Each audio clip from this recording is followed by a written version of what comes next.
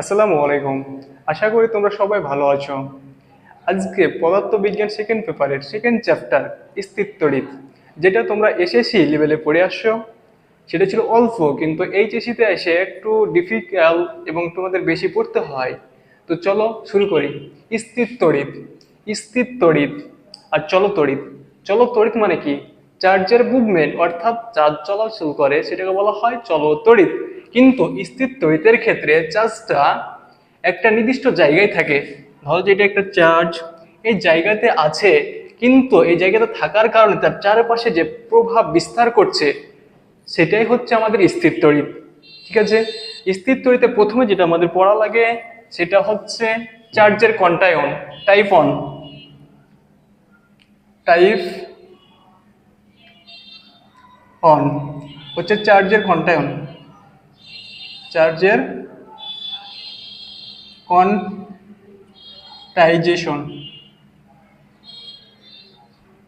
Quantisation শব্দের অর্থ হচ্ছে, কোয়ান্টাইজেশন শব্দের অর্থ হচ্ছে পূর্ণ সংখ্যার গুণিতক। পূর্ণ সংখ্যার গুণিতক কিসের গুণিতক? পূর্ণ সংখ্যার। তো কোনো একটা বস্তুতে যে পরিমাণ চার্জ থাকে সেই চার্জটা হতে হবে একটা পূর্ণ সংখ্যার গুণিতক। লিখে নাও, কোনো বস্তুতে চার্জ থাকতে পারে, ইলেকট্রন এর চার্জের পূর্ণ সংখ্যার গুণিতক, সংখ্যার গুণিতক। কোনো একটা বস্তুতে চার্জ থাকতে হবে কার? ইলেকট্রনের চার্জের পূর্ণ সংখ্যার গুণিতকের সমান। ধরো যে এ একটা বস্তু, বি একটা বস্তু, একটা বস্তু, বি একটা বস্তু। এ বস্তু থেকে বি বস্তুর দিকে একটা ইলেকট্রন গেল, একটা ইলেকট্রন গেল। এটা কি? তাহলে এ বস্তুতে একটা ইলেকট্রন কমলো, বি বস্তুতে একটা ইলেকট্রন বাড়লো। কিন্তু আমি এটা বলতে পারি না এ বস্তু থেকে বি বস্তুতে হাফ ইলেকট্রন যায়, কারণ ইলেকট্রন হচ্ছে কি চার্জের ক্ষুদ্রতম একক। এটা হয় একটা যাবে, নইলে দুইটা যাবে, নইলে তিনটা যাবে, কিন্তু কোনো ভগ্নাংশ যাবে না। যেমন 1.5, অর্থাৎ 1.5টি ইলেকট্রন এক স্থান থেকে অন্য স্থানে যেতে পারে না। তাকে যেতে হবে একটা কি ইলেকট্রনের পূর্ণ সংখ্যার গুণিতক।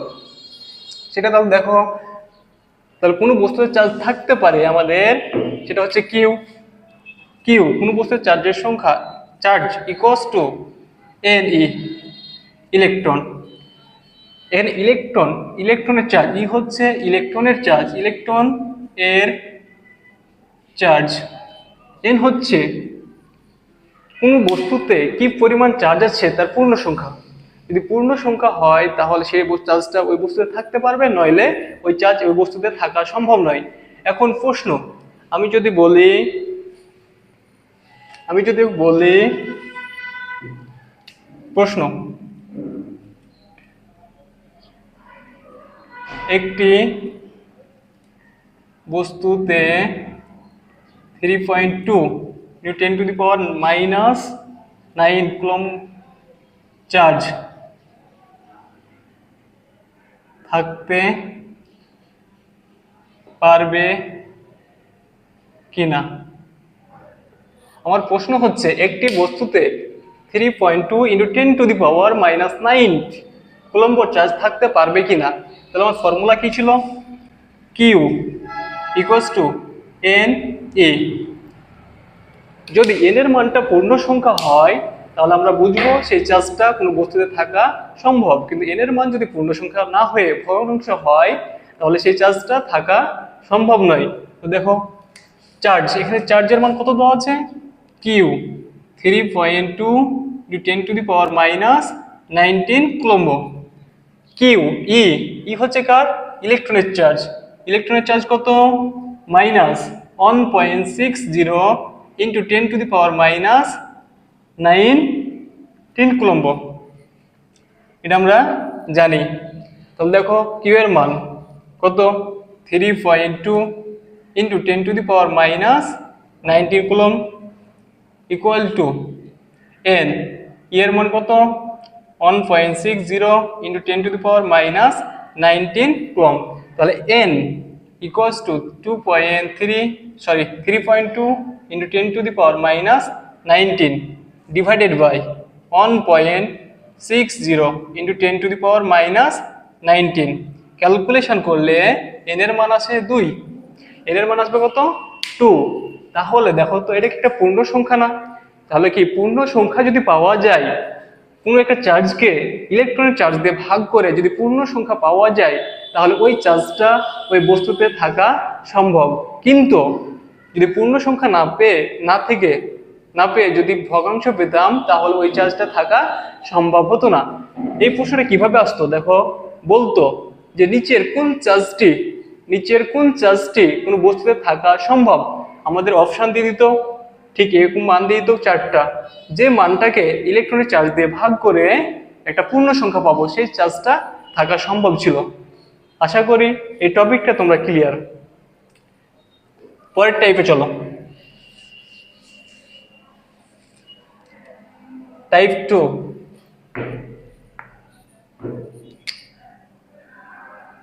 কুলম্বের সূত্র।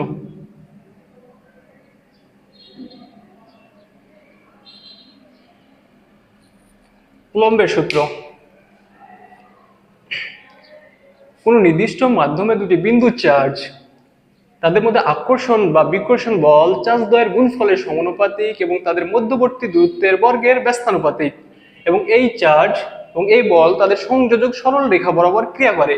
দুইটি বিন্দু চার্জ, এটা ধরলাম Q1, এটা ধরলাম Q2, তাদের মধ্যবর্তী দূরত্ব হচ্ছে R বা D। দেখো তো আমরা জানি সমধর্মী চার্জ পরস্পর কি করে, বিকর্ষণ করে। তাহলে বল কাজ করবে এদিকে F আর কাজ করবে এদিকে F। সমধর্মী চার্জ পরস্পরকে বিকর্ষণ করে। যদি বিপরীতধর্মী চার্জ হয়, এটা হচ্ছে প্লাস Q1, এটা হচ্ছে মাইনাস Q2। বিপরীতধর্মী চার্জ পরস্পর কি করে, আকর্ষণ করে। তাহলে এদের বল কাজ করবে কোন সাইডে, একটা কাজ করবে F এদিকে, একটা কাজ করবে এদিকে, আকর্ষণ বল। বলছে কোন নির্দিষ্ট মাধ্যমে, মাধ্যমটা কি হতে হবে, নির্দিষ্ট। তাহলে কোন নির্দিষ্ট মাধ্যমে দুটি বিন্দু চার্জ আকর্ষণ বা বিকর্ষণ বল তাদের গুণফলের সমানুপাতিক। ধরলাম যে আকর্ষণ বল বা বিকর্ষণ বল F চার্জ দ্বয়ের গুণফলের সমানুপাতিক, মানে Q1 ইন্টু Q2, এবং তাদের মধ্যবর্তী দূরত্বের বর্গের ব্যস্তানুপাতিক। তাহলে F ব্যস্তানুপাতিক 1/d² বর্গের ব্যস্তানুপাতিক, এবং এই বল সংযোজক সরল রেখা বরাবর ক্রিয়া করবে। এই দুইটাকে যদি কম্বাইন করি, তাহলে কি লেখা যায়, F সমানুপাতিক Q1 Q2 divided by d²। যদি সমানুপাতিক উঠাতে চাই তাহলে একটা আমাদের ধ্রুবক বসাতে হয়। তাহলে সেই ধ্রুবকটা হচ্ছে F equals to 1/4πε0k Q1 Q2 divide by d²। যেখানে F হচ্ছে বল, আমরা পাই তো সবাই মান জানি, এপসাইলন নট হচ্ছে শূন্য মাধ্যমে ভেদনযোগ্যতা, শূন্য মাধ্যমে ভেদনযোগ্যতা যোগ্য। এটা নিয়ে পরে আরো ডিটেলস পড়ব। কে হচ্ছে মাধ্যমে পরাবৈদ্যুতিক ধ্রুবক।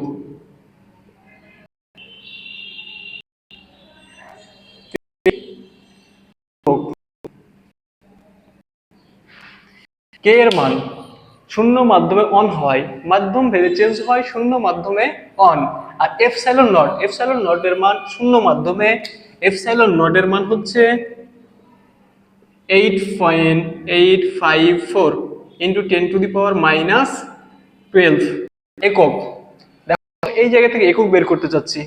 এপসাইলন নটকে এই পাশে নিয়ে আসো, এপসাইলন নট তাহলে কি থাকে 1/4πk, আর কি থাকে Q1 Q2 F d square. দেখো তো 1/4πk এটা একটা ধ্রুবক, ধ্রুবকের কোনো একক নাই, তাহলে কিউ চার্জের একক কুলম্ব, দুইটা আছে, তাহলে কুলম্ব স্কোয়ার ডিভাইডেড বাই বলের একক নিউটন, আর ডি মধ্যবর্তী দূরত্ব, দূরত্বের একক মিটার, তাহলে কি হবে মিটার স্কোয়ার। তাহলে কি দাঁড়ালো coulomb square per newton per metre square. Epsilon নটের একক হচ্ছে coulomb square per newton per metre square. এ পর্যন্ত আমরা বুঝতে পারছি আশা করি। তো চলো এই ফর্মুলা দিয়ে কয়েকটা ম্যাথ করে আসি।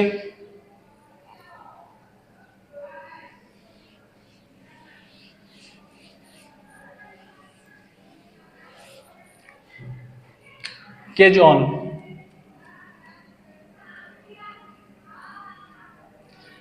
অন দেখো এটা হচ্ছে Q1, এটা হচ্ছে প্লাস Q2, তাদের মধ্যবর্তী দূরত্ব হচ্ছে ডি। দেখো দূরত্ব অপরিবর্তিত রেখে চার্জের আমি পরিবর্তন করতে চাচ্ছি,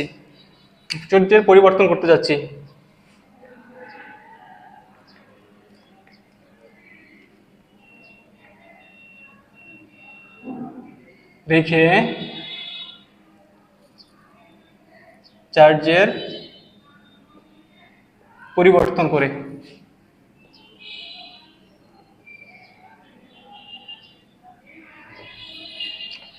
তোমাকে বললাম যে সমমানের, প্রশ্ন হচ্ছে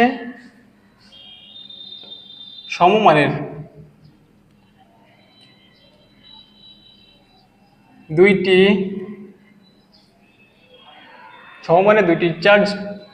চার্জের মান,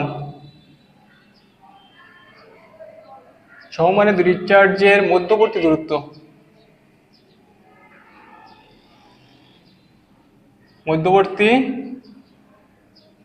দূরত্ব অপরিবর্তিত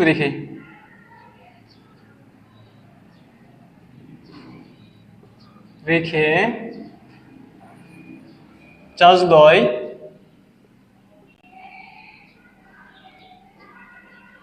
অর্ধেক করা হলে তাদের উপর ক্রিয়াশীল বল কত?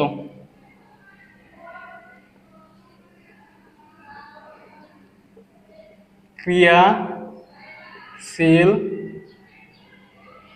বল কত? দেখো দুইটা চার্জ বলছে কি সমমানের দুটি চার্জ, অর্থাৎ এই চার্জের মান যদি হয় কিউ, এই চার্জের মান হবে কত কিউ। দুইটি সমমানের চার্জ যাদের মধ্যবর্তী দূরত্ব অপরিবর্তিত রেখে, মধ্যবর্তী দূরত্ব কি করছি চার্জের মান, মধ্যবর্তী দূরত্ব ডি আছে, এটা ডি রাখলাম, মধ্যবর্তী দূরত্ব অপরিবর্তিত রেখে চার্জ দ্বয় অর্ধেক করা হলে, অর্থাৎ এই জায়গায় Q15 হবে কি অর্ধেক কিউ ডিভাইডেড বাই 2, এই জায়গায় হবে কি Q2 কষ্ট হচ্ছে কিউ ডিভাইডেড বাই 2 হলে এক্ষেত্রে তাদের মধ্যে কত বলে আকর্ষণ বা বিকর্ষণ করছে সেটা আমাদেরকে বের করতে বলছে। তাহলে দেখো তো আমরা জানি এফ এর সাথে সমানুপাতিক সম্পর্ক হচ্ছে চার্জের এবং তাদের মধ্যবর্তী দূরত্বের কি ব্যস্তানুপাতিক 1/d²। এখানে দেখো তো ডি অপরিবর্তিত আছে, যদি ভাগ দিই ডি কাটা যাবে না, উভয় পক্ষ থেকে কাটা যাবে, তাহলে কি নিয়ে কাজ করবো শুধু চার্জগুলো নিয়ে। তাহলে ধরলাম এই ক্ষেত্রে বল কাজ করছে F2, এক্ষেত্রে কাজ করছে F1, তাহলে কি হবে F2 divided by F1 equal to উপরের চার্জ সমানুপাতিক চিহ্ন থাকলে সোজাসুজি বসাবো, যদি ব্যস্তানুপাতিক চিহ্ন থাকে তাহলে আড়াআড়ি বসাবো। সমানুপাতিক চিহ্ন যেহেতু চার্জের সাথে কি সমানুপাতিক চিহ্ন, তাহলে কি হবে Q1 Q1 prime into Q2 prime divided by, এই জায়গায় F1 এর ক্ষেত্রে Q1 ইন্টু Q2, তাহলে F2 divided by F1 equal to Q1 প্রাইমের মান কত, Q ডিভাইডেড বাই 2, Q2 প্রাইমের মান কত, Q divided by 2 divided by Q1 এর মান কত ধরছিলাম, Q, Q2 এর মান কত ধরছিলাম, Q। তাহলে দেখো F2 ডিভাইডেড বাই F1 সমান কত আছে, এই কিউ কাটা আসে 1 ডিভাইডেড বাই 4, তাহলে F2 হবে 1/4। আদি বলে প্রাথমিক অবস্থায় যে বলটা কাজ করছিল তার 1/4 অংশ। কেস 2,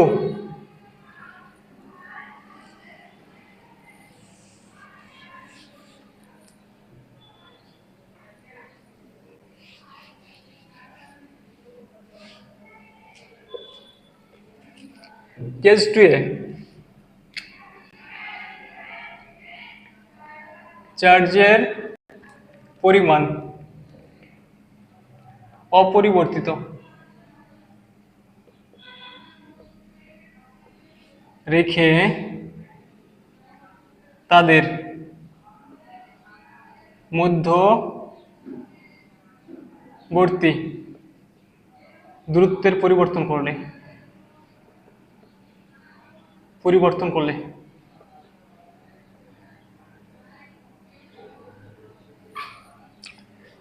প্রশ্ন,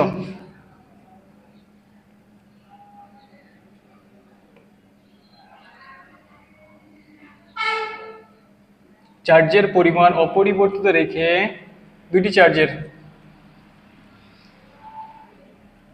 চার্জের পরিমাণ অপরিবর্তিত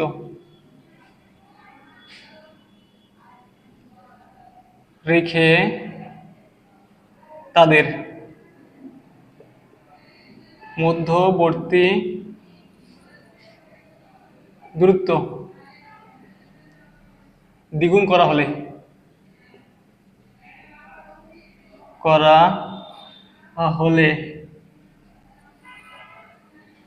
তাদের মাঝে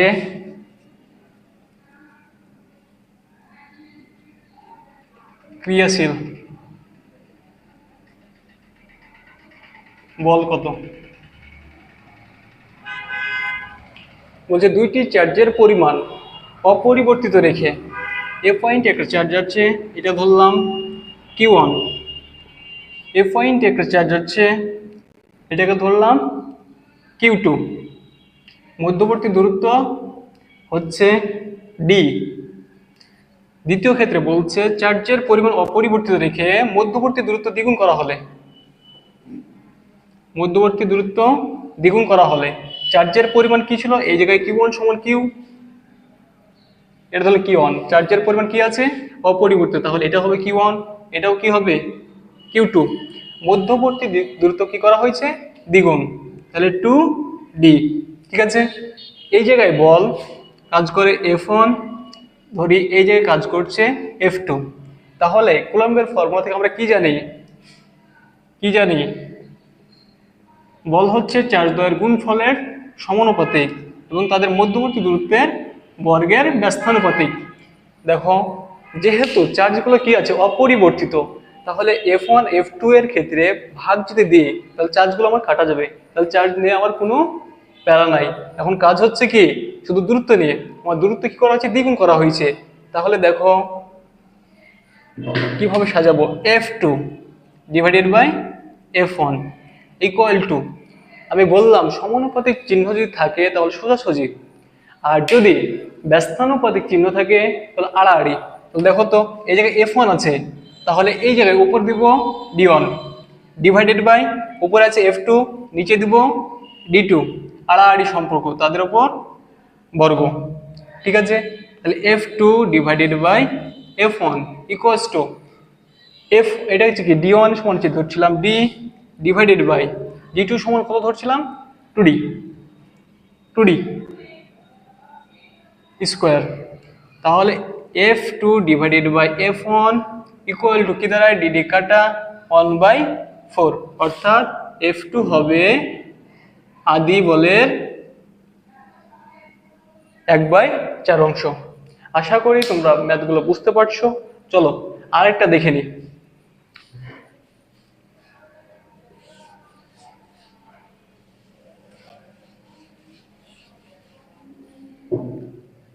দুইটা ম্যাথে দেখলাম হয়তো চার্জের পরিমাণ অর্ধেক করছি, চার্জেরটা পরিমাণ করছি, কিংবা দূরত্বটা পরিমাণ করে দেখলাম। এখন যেটা দেখবো দুইটাই পরিবর্তন হলে কি হয়, দুইটাই পরিবর্তন হলে চার্জ এবং দূরত্ব। কেস 3, চার্জ এবং দূরত্ব উভয় পরিবর্তন করলে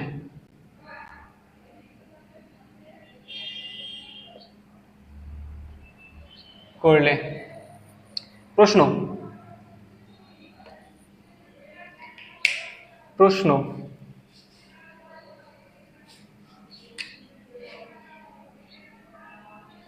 সমমানের দুইটি চার্জের মধ্যবর্তী দ্বিগুণ করা হলে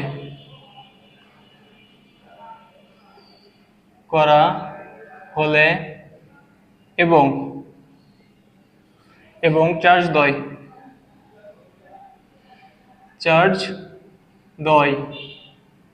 দ্বিগুণ করা হলে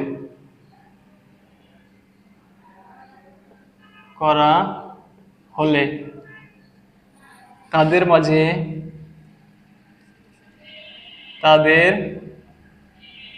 মাঝে ক্রিয়াশীল বল নির্ণয় করো। প্রশ্নে কি বলছে, সমমানের দুটি চার্জের মধ্যবর্তী দূরত্ব দ্বিগুণ করা হলে এবং চার্জ দ্বয় দ্বিগুণ করা হলে তাদের মধ্যে ক্রিয়াশীল বল নির্ণয় করো। মনে করো এটা একটা চার্জ Q1, এটা একটা চার্জ Q2 এবং তাদের মধ্যবর্তী দূরত্ব ধরলাম D। এই জায়গায় কাজ করছে F1 বল। দ্বিতীয় ক্ষেত্রে বলছে সমমানের দুইটি চার্জের সমমানের, এটা তাহলে Q1 সমান কি হবে, এটা যদি Q1 সমান Q ধরি তাহলে Q2 সমান কি হবে, Q।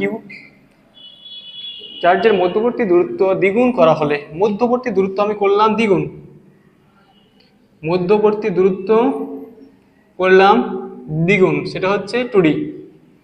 এবং চার্জের পরিমাণ বলছে চার্জের পরিমাণ দ্বিগুণ করা হলে, মানে এই জায়গায় হচ্ছে Q1 প্রাইম ইকুয়ালস টু চার্জের পরিমাণ দ্বিগুণ করা হলে, আগে কত ছিল Q1 এর মান Q, এখন হবে 2Q। তাহলে এ পয়েন্টে দেখো Q2 প্রাইম হবে কত, আগের চার্জের দ্বিগুণ, আগে ছিল Q এখন হবে 2Q। তাদের মধ্যবর্তী দূরত্ব হচ্ছে 2D। তাহলে এই জায়গায় যদি কাজ করে F1 বল, এই জায়গায় কাজ করবে F2 বল। তাহলে দেখো F2 ডিভাইডেড বাই F1। গত ম্যাথগুলোতে দেখলাম যে কোনো একটা নিয়ে কাজ করতে হচ্ছিল, কিন্তু এই জায়গায় দেখো দূরত্ব নিয়ে কাজ করতে হচ্ছে, সাথে চার্জ নিয়েও কাজ করতে হচ্ছে। তাহলে দেখো সমানুপাতিক চিহ্ন যদি থাকে, F সাথে সমানুপাতিক চিহ্ন কি ছিল Q1 Q2, F এর সাথে সমানুপাতিক ব্যস্তানুপাতিক চিহ্ন ছিল D এর, তাই না? সমানুপাতিক চিহ্ন হলে সামনাসামনি বসাবো, ব্যস্তানুপাতিক হলে আড়াআড়ি বসাবো। তাহলে Q1 Q2 এগুলো কি আছে, সমানুপাতিক চিহ্ন। F2 এর ক্ষেত্রে দেখো তো, F2 এর ক্ষেত্রে চার্জ কি ধরছিলাম, Q1 প্রাইম Q2 প্রাইম। তাহলে কি হবে Q1 prime into Q2 prime সমানুপাতিক চিহ্ন ডিভাইডেড বাই, দেখো F1 এর ক্ষেত্রে চার্জ কি ধরছিলাম Q1 ইন্টু Q2। D এর সাথে সম্পর্ক ব্যস্তানুপাতিক। তাহলে F1 এর জন্য D উপরে যাবে, D1 উপরে যাবে, আর D2 নিচে আসবে, তাদের উপর কি ছিল স্কোয়ার। তাহলে দেখো তো F2 divided by F1 equal to Q1 prime কত আছে 2Q, 2q প্রাইম কত আছে 2q।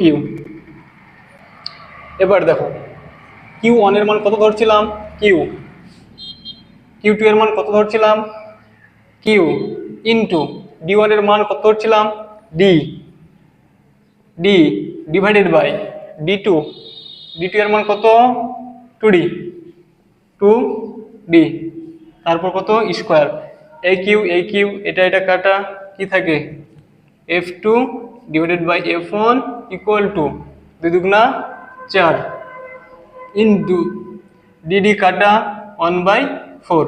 তাহলে কি থাকে দেখো তো f2 divided by f1 equal two 4 কাটা থাকে 1, অতএব f2 ইকুয়াল টু f1 কি তাদের মধ্যবর্তী দূরত্ব দ্বিগুণ করলাম এবং চার্জের পরিমাণ দ্বিগুণ করলাম, তখন দেখলাম যে তাদের বল আদিতে যে বলটা ছিল সেই বলটাই কাজ করছে। আশা করি তোমরা এই পর্যন্ত সুন্দরভাবে বুঝে গিয়েছো। আজকের মতো এখানে শেষ করছি। আসসালামু আলাইকুম।